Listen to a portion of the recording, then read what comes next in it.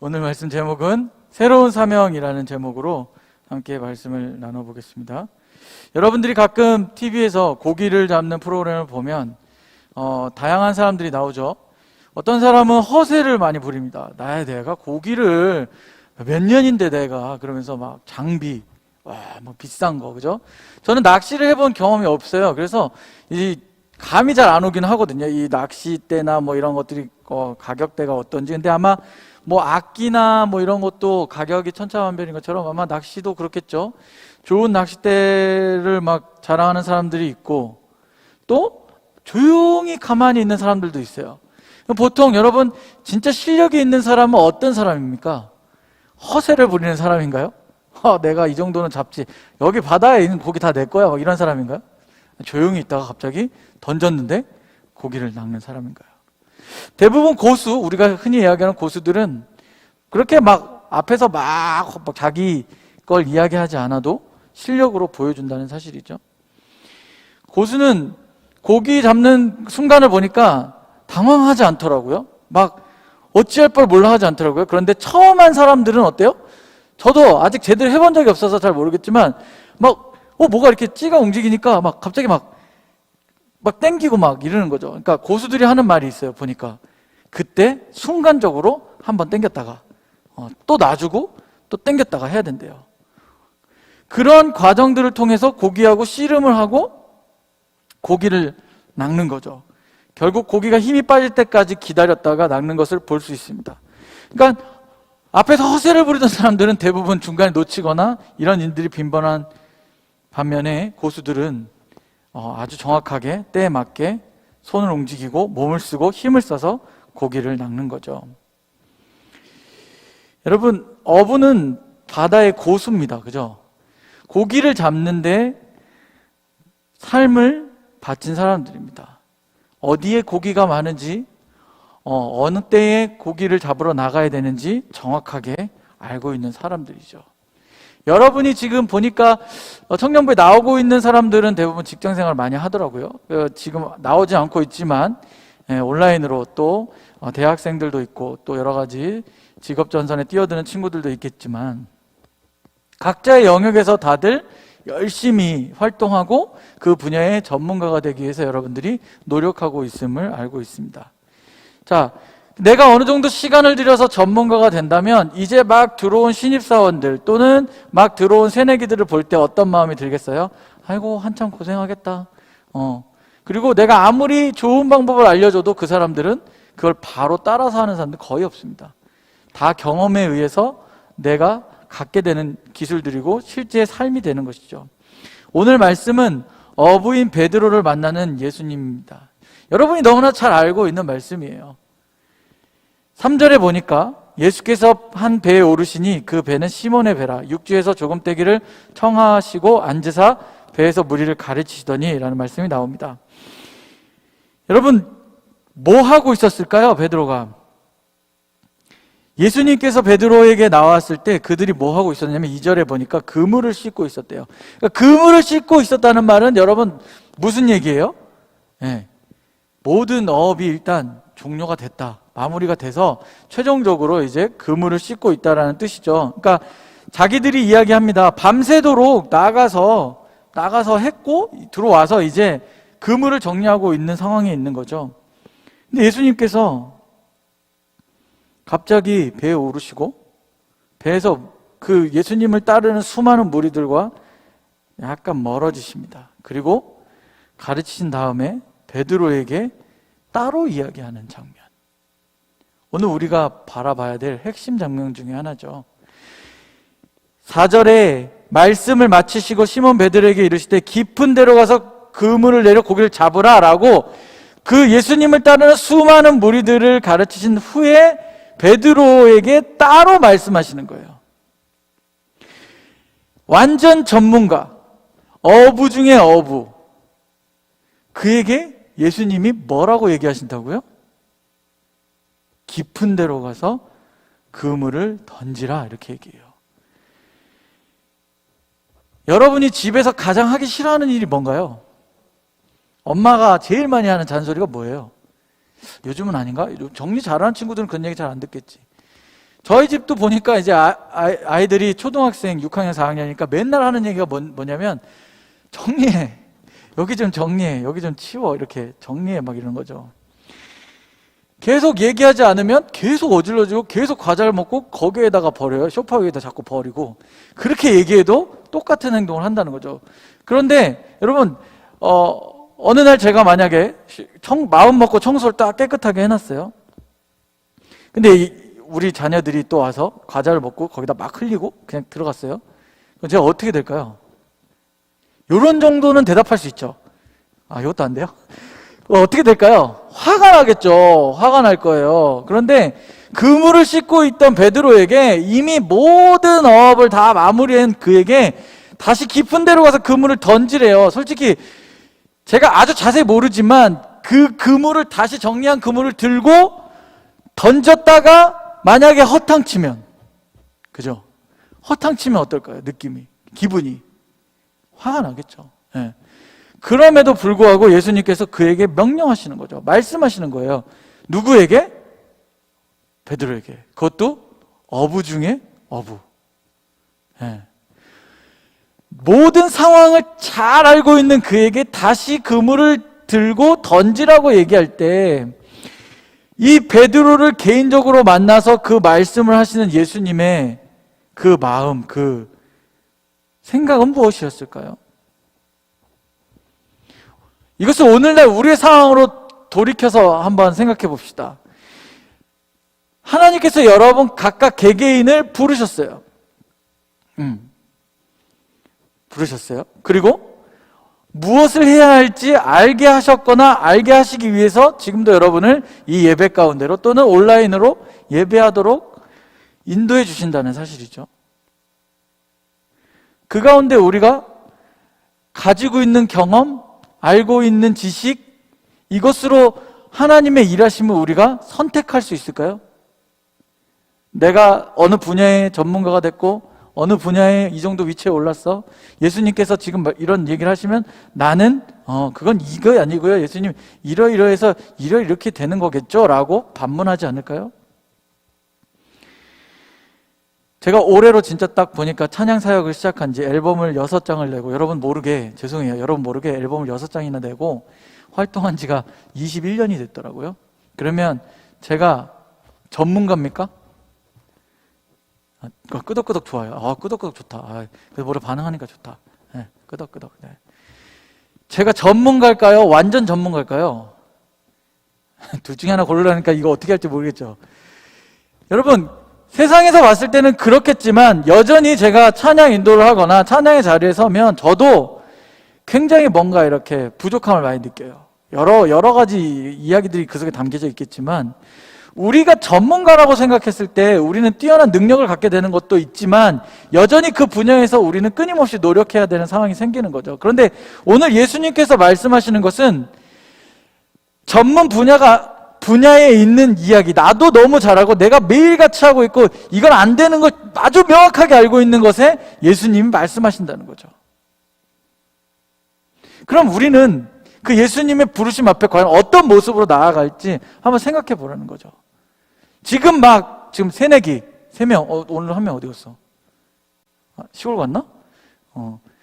둘이지. 네.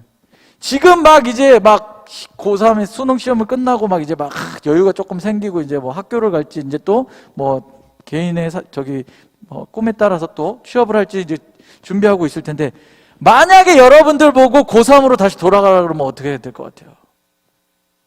갑자기 또 멍해졌죠?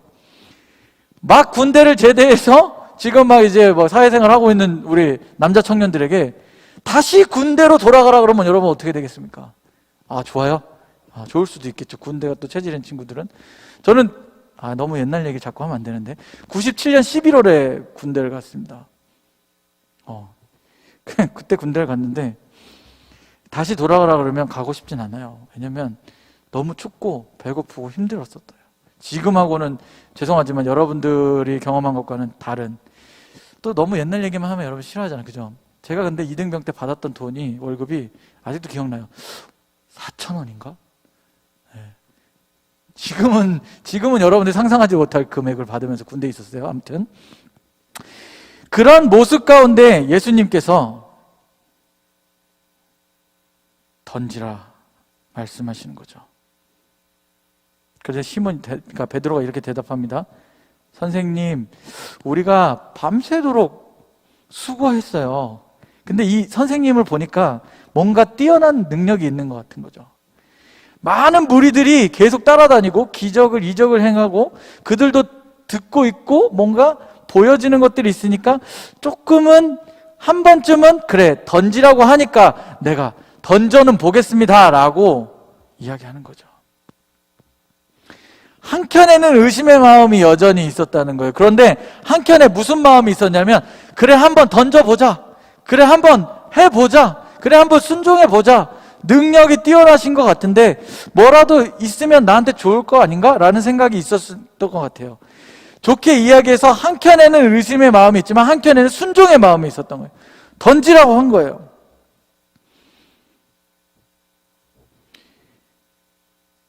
근데 어떤 일들이 일어났죠?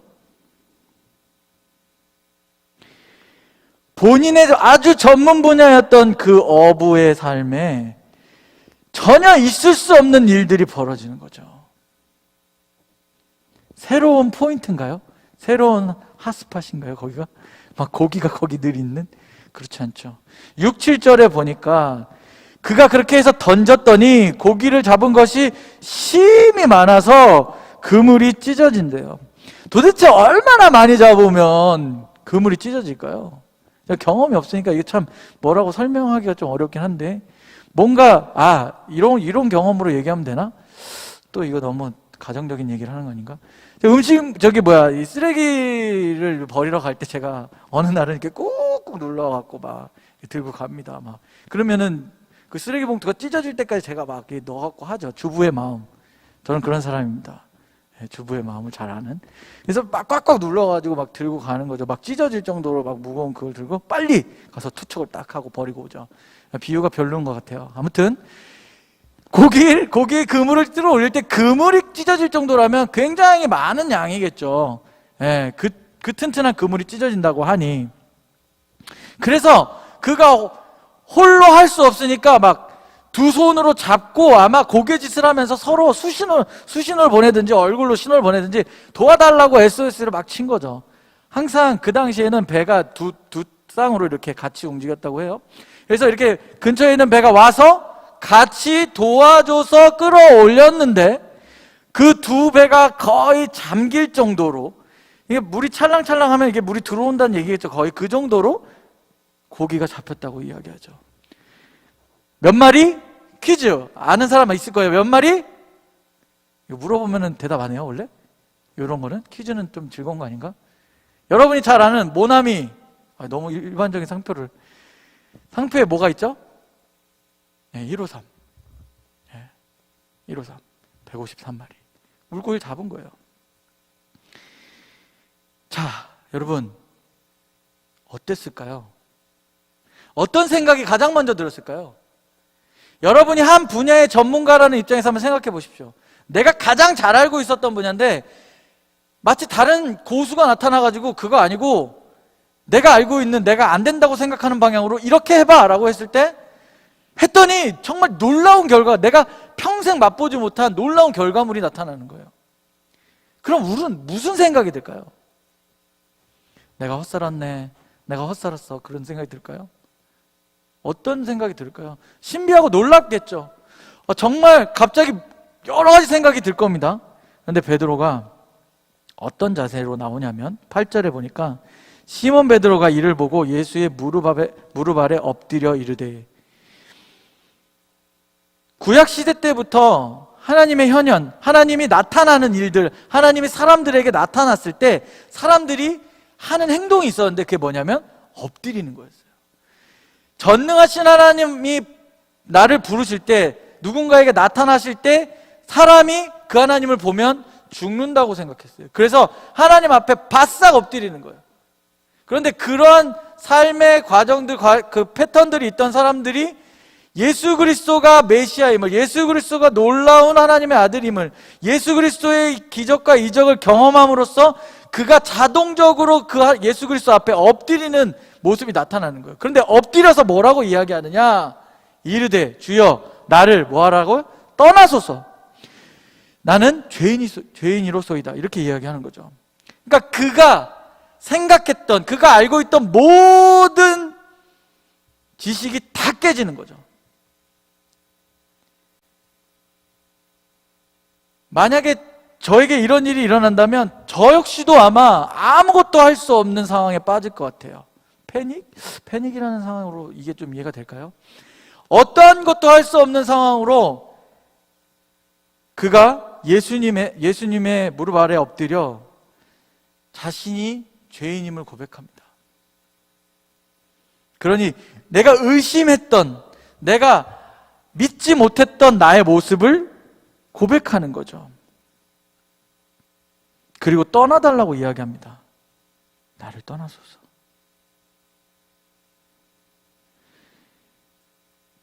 그뿐만 아니라 자기와 함께 있는 모든 사람이 이 사건을 보고 놀랐다고 오늘 말씀은 이야기합니다. 사람들이 뭐 한 거예요, 지금? 두려워하기 시작한 거예요. 사람들이 이 상황이 좋은데, 너무 좋은 상황이고 기쁜 상황인데 갑자기 이 모든 상황에서 가장 크게 다가오는 마음이 뭐냐면 두려운 거예요. 내가 의심했던 것, 내가 믿지 못했던 것, 내가 연약했던 것들이 밀려오는 거죠. 두려움이 밀려오는 거예요.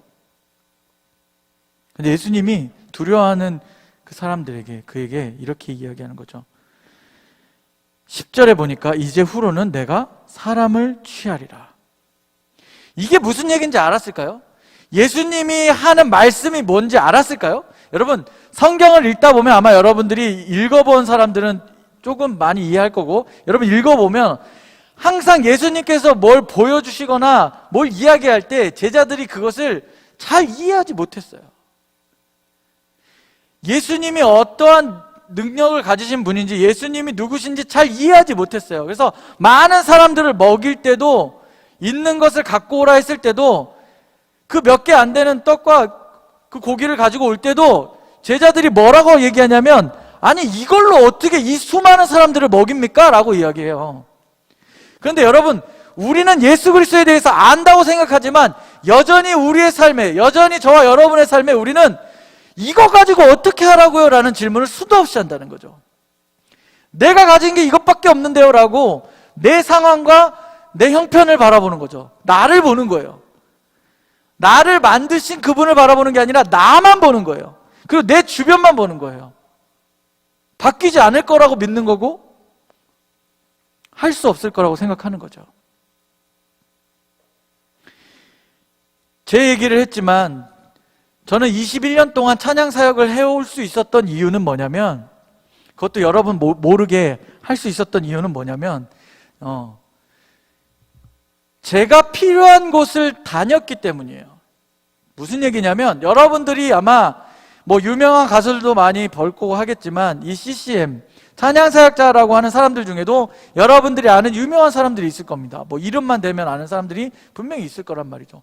여러분들이 늘 보고 듣고 했던 사람들은 여전히 많은 곳을 다니면서 집회를 하고 찬양을 합니다. 저는 그게 나쁘다고 생각하진 않아요. 하지만 제가 그런 모습들만 바라보고 살아왔다면 아마 지금 이 자리에 서 있지 못했을 것입니다. 그때마다 무능력해 보이는 나를 볼 때마다, 하나님 도대체 나는 왜 이 사역을 해야 됩니까? 하나님, 저는 이 사역을 통해서 도대체 뭘 해야 됩니까? 라고 기도하고 또 기다리고 또 움직였다는 거죠. 하나님께서 나를 만드신, 나를 세우신 이유가 분명히 있을 거라는 믿음을 갖고 움직였던 거예요. 여러분이 대학을 가거나 취업을 하거나 뭐 회사를 차리거나 여러 가지 방향으로 여러분들의 삶을 살아갈 텐데, 그 모든 것 가운데 어떠한 확신이 있고 어떠한 믿음이 있어서 여러분들이 지금 나아가는지 한번 생각해 보자는 거죠. 분명한 사실은 내가 필요한 곳이 있다는 거예요.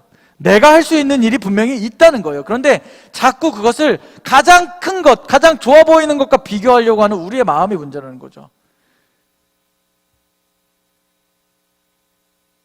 고아원, 요양병원, 군부대, 섬, 그리고 한 명을 두고도 전도를 해봤습니다. 이렇게 딱 한 명이 있는데 이 사람을 위해서 얼마 뻘쭘한지 알아요? 그것도 남자를 앞에 두고, 나보다 나이 많은 남자를 앞에 두고 세 곡을 부르는 동안 계속 쳐다보면서 미쳐버리는 줄 알았습니다. 쉽지 않죠? 그런데 분명히 나를 보내신 이유가 있다는 사실을 믿고 이제까지 왔던 거죠. 여러분은 어떻습니까? 여러분은 어떤 핑계를 하나님 앞에 대고 있습니까? 여러분은 어떤 생각을 하나님 앞에 고백하고 있나요? 하나님께서 우리를 부르실 때는 어떠한 자격 조건이 있기 때문에 우리를 부르시지 않는다는 거예요. 하나님께서 우리를 예배 가운데로 나오게 하시는 것은 정말 놀라운 은혜입니다. 그죠? 우리는 매주 그냥 이 시간만 되면 이 성전에 나와서 예배 드릴 수 있으니까 오지만, 한번 생각해 보세요. 중국의 지하교회에서, 또는 우리가 목사님 맨날 북한 땅을 위해서 기도하시는데, 우리도 그 동포들을 생각했을 때 그 정말 걸리면 죽음에 이르는 그 북한에 있는 이 믿음 있는 사람들의 삶을 우리가 한번 생각해 보면, 우리가 예배할 수 있는 것은 정말 놀라운 은혜인 거죠. 지금 옆 나라 보면 그렇잖아요. 막 탈출하고 난리가 났잖아요. 그런데 여러분, 여전히 너무 예배드리기가 어쩌면 너무 편하고 쉬워서 이것에 대한 소중함을 우리는 잃어버리지 않았나 한번 생각해 봤으면 좋겠습니다. 그리고 하나님께서 분명히 우리에게 부르셨던 사건들이 있다는 거죠. 여러분은 어떤 결단을 했습니까? 지금 이제 대부분 보니까 청년들이 20대부터 시작해서 40대까지 있더라고요. 자, 막 20대가 된 청년들은 고딩티를 벗어내기 위해서 노력할 것이고, 그죠? 30대가 된 청년들은 좀 더 어른스러워지길 기대할 것입니다. 40대가 된 청년들은 삶을 더 고민하게 되어 있죠. 결혼도 해야 하고,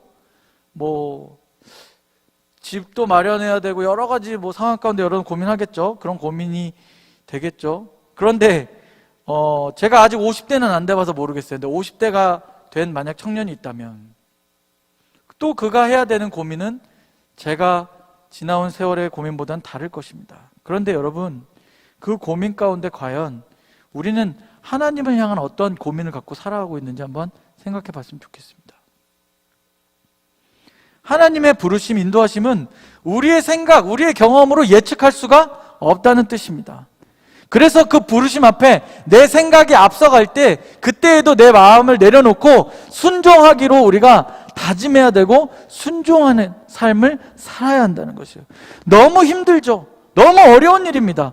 그 순종에는 그냥 단순히 모든 것이 잘됨이 아니라 새로운 것을 명령하시기 때문입니다.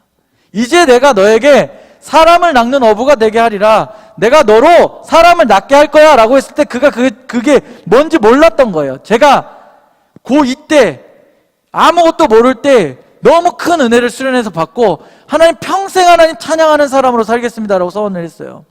그게 무슨 뜻인지 몰랐다는 거죠. 제가 해놓고도 20 몇 년을 살아오면서, 야, 이렇게 살 거였으면 내가 좀 다른 기도 제목을 던졌어야 되는 거 아닌가?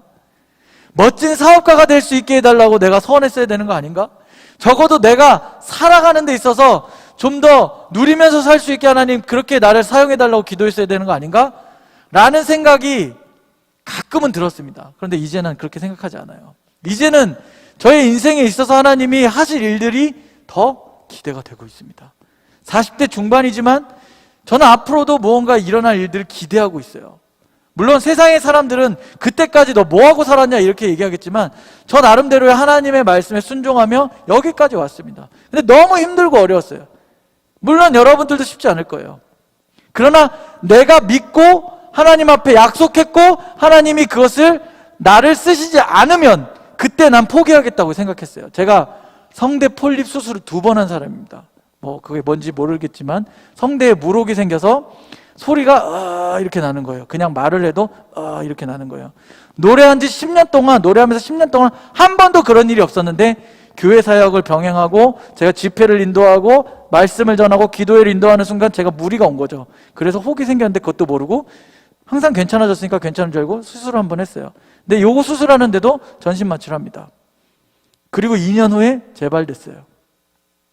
두 번째 재발됐을 때 끝이라고 생각했어요. 아, 하나님이 드디어 저에게 이제 너 그만해, 너 이거 그만해도 돼, 다른 거 하자, 너 이제, 그러니까 이제 그만해, 수술하고 너 이제 찬양 그만해 라고 하시는 줄 알았어요.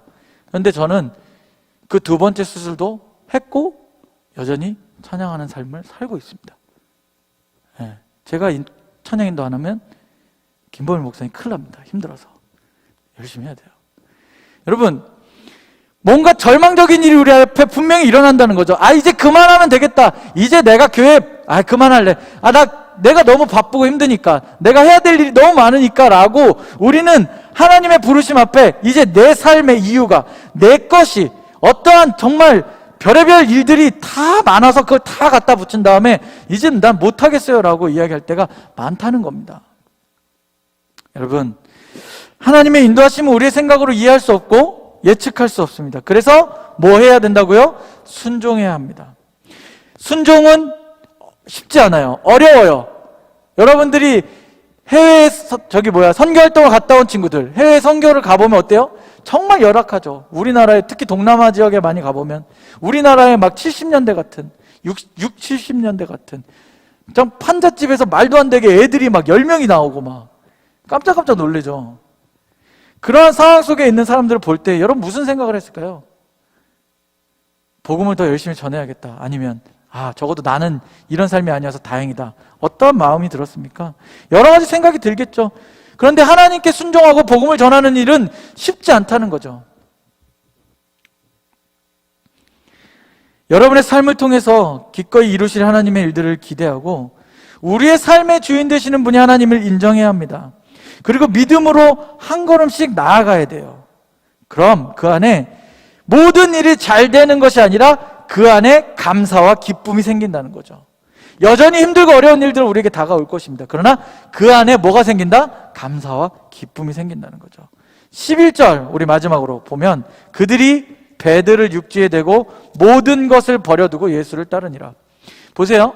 새로운 사명으로 부르셨어요. 이제 내가 너희를 사람 낚는 어부로 쓰겠다 그랬더니 무슨 말인지도 모르면서 그 마음에 감동이 생기니까, 그 마음에 은혜가 생기니까, 감격이 생기니까 일단 헌신하는 거야. 그 헌신의 길에 어떤 일들이 있을지 모르지만 한 거죠. 그리고 끝까지 그렇게 살아갑니다. 중간에 과정들은 또 여러 가지 어려움들이 있지만 끝끝내 예수 그리스도의 복음을 위해서 죽음에 이르는 거죠. 모든 것을 버려두고 내팽개치고, 아니요, 하던 모든 것을 그대로 내려놓고 예수님을 따랐다는 거예요. 뭘 더 해야 돼요? 이것만 하고요, 요것만 좀 더 하고요가 아니라 그대로 내려놓고 예수님을 따라갔다는 얘기입니다. 다 필요 없어! 막 이렇게 와! 이런 게 아니라 그대로 내려놓고. 우리에게 새로운 사명을 주시고 우리의 삶을 인도하시는 하나님 부르심 앞에 그저 순종함으로 새로운 사명을 받아 또 열심히 나아가는, 또 살아내는 저와 여러분이 되기를 예수님의 이름으로 축원합니다. 아멘. 우리 찬양하겠습니다. 우리 찬양할 때 이 찬양하고 기도할 거예요. 우리 너무 잘 아는 찬양이에요. 전능하신 나의 주 하나님은 찬양할 텐데 우리 오늘 이 찬양을 좀 더 깊이 있게 고백했으면 좋겠습니다. 정말로 나의 생각과 상황과 환경을 뛰어넘는 하나님의 은혜를 기대하고 또 기억하며 정말 우리가 어떻게 순종하며 나아가야 될지, 어떻게 헌신하며 나아가야 될지 다시 한번 생각해보며 고백하는 시간 되길 원합니다. 우리 함께 찬양 드리겠습니다.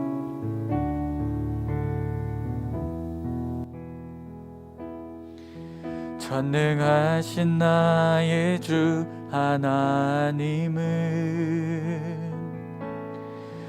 능치 못하실 일 전혀 없네. 우리의 모든 간구도, 우리의 모든 생각도, 우리의 모든 꿈과 모든 소망도 신실하신 나의 주 하나님은 우리의 모든 괴로움 바꿀 수 있네. 불가능한 일 행하시고 죽은 자를 일으키시니 그를 이길 자 아무도 없네. 주의 말씀 의지하여 깊은 곳에 금을 던져 오늘 그가 놀라운 일을 이루시는 것 보라. 주의 말씀 의지하여 믿음으로 금을 던져 믿는 자에게 능치. 주의 말씀 의지하여. 아멘.